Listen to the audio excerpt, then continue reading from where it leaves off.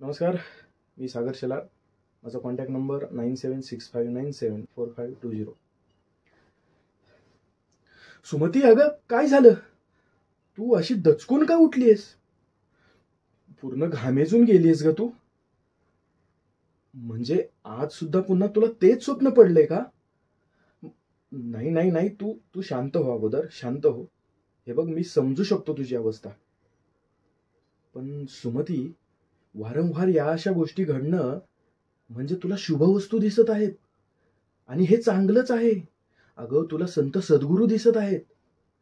आता तूच तर बोललीस ना, तुला स्वप्नामध्ये संत, साधू, परमेश्वर यांच्या प्रतिमा दिसतात म्हणून. आणि आज तर तुला प्रत्यक्ष ऐरावत दिसला.